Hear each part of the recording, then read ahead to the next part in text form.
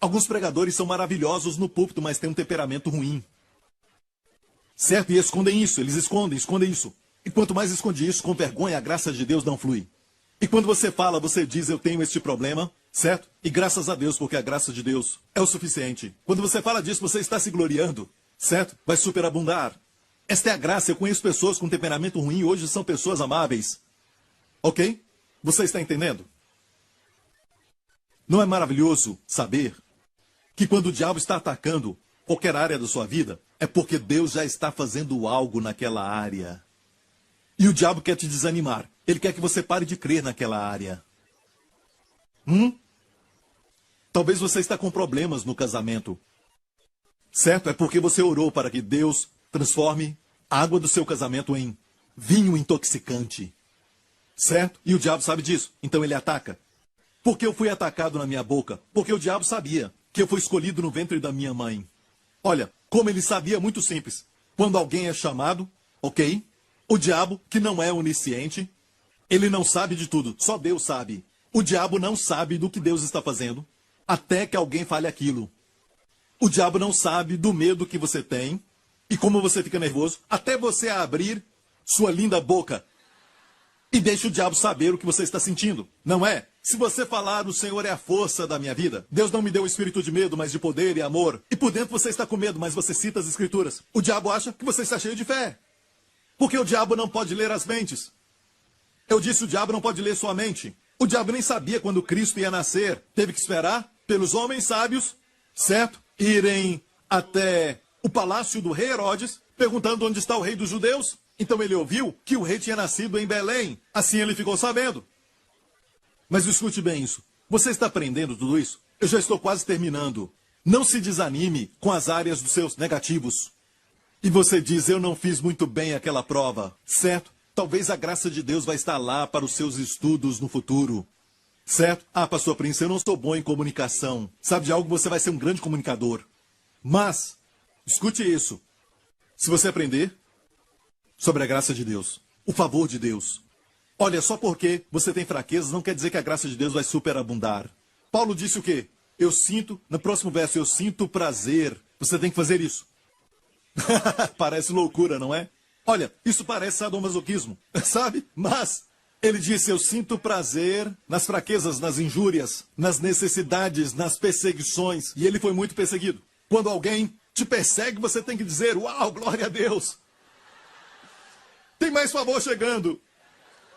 Me perseguiu, glória a Deus. Tem mais favor chegando. Quando alguém te persegue, o favor chega, amém? Quando eu estava no exército, eu me lembro que havia um jovem, um dos meus colegas, que era um cristão dedicado, um cristão devoto. E ele falava disso. Eu me lembro do meu superior, o meu chefe ali no exército, certo? Ele fez uma exigência que não foi muito boa, que cristãos não devem fazer. Não estou mencionando nomes, ou até onde isso aconteceu.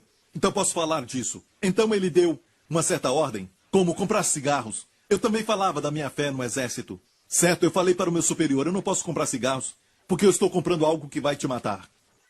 Ele disse, ok, vai, sabe? Mas este outro chefe colocou uma pressão naquele jovem de algo que não era para cristão, certo? Certo, aquele jovem se posicionou e disse tranquilamente que não ia fazer. Então, aquele superior acabou com ele. Sabe, ficou perseguindo o tempo todo. Gritando com ele, com os meus olhos. Eu estava lá quando isso aconteceu, eu vi e a sua face brilhava.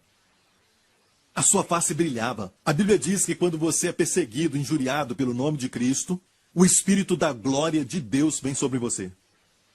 É o que Pedro disse. O Espírito da glória de Deus vem sobre você. Quando perseguiram Estevão, a sua face brilhou. Você nem sabe que o seu rosto brilha. Certo, te perseguem, o seu rosto brilha. E você rebate, e o brilho vai embora. Em vez de ver a revelação, você não vê a revelação. Sabe, o melhor argumento é olhar para a pessoa e brilhar e depois ir embora. É o melhor jeito de responder para uma pessoa. Sabe, como aquele cachorro que late para a lua só brilha. Amém? É assim que tem que responder para eles. Olha, não tire tempo para responder às pessoas. Se eu faço isso, eu estou dando para eles a minha honra, a minha glória. E eu não tenho tempo para isso. Estou ocupado com o reino de Deus, pregando o evangelho. Certo, tem multidões querendo ouvir o evangelho. Até crentes precisam ouvir. Certo? E aqui ele disse, sinto prazer nas fraquezas, nas injúrias, nas necessidades, nas perseguições, nas angústias, por amor de Cristo. Porque quando estou fraco, então sou forte. Diga, quando estou fraco, então sou forte. Não diz quando eu estou forte, eu sou forte. Não, quando eu estou fraco, então sou forte. Aleluia! Nas angústias, aqui está falando de lutas, ou no grego estresse. Olha, muitos estão tentando não ficar estressados. E eles acabam estressados. Tentar não ficar não ajuda. Ok, mas você diz, eu tenho um problema, estou muito agitado e você fala isso com um amigo. Esta é a área onde a graça de Deus vai abundar. Bam! Você entendeu isso. Você não tem medo de falar porque você vê que é onde a graça de Deus vai superabundar. Você está entendendo isso, igreja? Se você falasse para as pessoas, olha, confia em mim.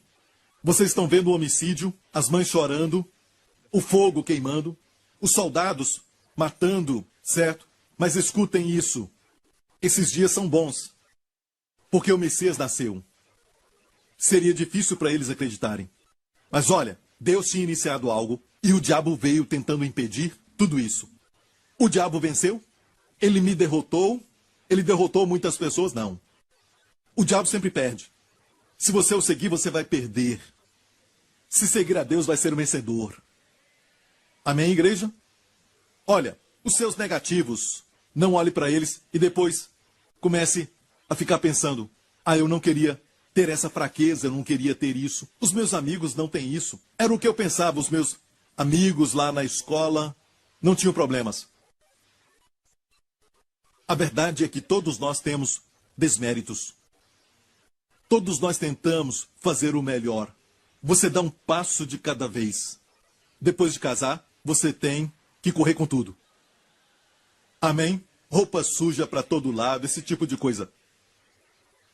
Mas, porque nós gostamos de mostrar os nossos positivos e não os negativos? Porque pensamos que vamos ser rejeitados, deixados de lado, se mostrarmos as fraquezas. Mas não com Deus. Para Deus é um atrativo. Você vai a Deus e diz, eu não sei por que isso, às vezes eu tenho pena de Deus, quando dediquei a minha vida a Deus, eu tive dó de Deus por me escolher. Eu me senti assim quando eu estava na escola, eu fui a Deus e disse, Deus, escutei uma palavra sobre dedicar e disse, Deus, eu não tenho nada para te dar, então eu te dou a minha vida inteira e meu espírito, alma e corpo. E no meu coração eu tive pena de Deus. Eu disse, que pena, Deus está recebendo este homem, sabe? E quantos sabem que Deus ama isso?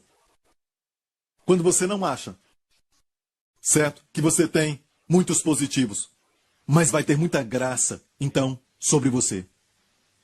Ok? 2 histórias e terminamos, rapidamente. A próxima é a história do rei Saul, e eu já vou terminar. O rei Saul, o primeiro rei de Israel, chegou a um ponto de estar muito orgulhoso, arrogante, cheio de si mesmo, certo? E se rebelou contra a ordem de Deus. Sabe, e ele ainda queria se apresentar quando o profeta Samuel disse que Deus o tinha rejeitado. Ele segurou o profeta e disse, me abençoa por causa do povo. Faça um show. Estava cheio de si. O que aconteceu com o rei? Houve uma época em que ele não era assim. Vou te mostrar quando o profeta Samuel foi até o rei Saul e disse para ele, Deus tirou de ti o reinado, porque você o desobedeceu. Isso, Samuel disse a Saul, o rei. Espera, e te declararei o que o Senhor me disse essa noite. E ele disse-lhe, fala. E disse Samuel, porventura sendo tu pequeno aos seus olhos, não foste por cabeça das tribos de Israel, e o Senhor te ungiu rei sobre Israel? E olha para isso, sendo tu pequeno aos teus olhos. Ele disse isso, Saul, quando você era pequeno aos teus olhos, Deus te promoveu. Olha, o mundo ensina sobre autoestima, autoimagem positiva. E de uma certa forma, eu sei o que eles querem dizer, mas o fato é que não devemos usar a igreja como lugar para ensinar a autoestima, mas sim Cristo estima. Quando você sabe quem Jesus é e quem você é nele, uma coisa é dizer, posso todas as coisas em Cristo. Eu sou abençoado em Cristo. Eu posso em Cristo, por Cristo, através de Cristo. Você se gloria nele. Outra coisa é dizer, sabe? Olha, eu sou legal, eu sou bonito, eu sou talentoso. Sabe, eu sou isso e aquilo, sem Cristo. Isso é soberba. Deus resiste ao soberbo, mas ele dá graça ao humilde.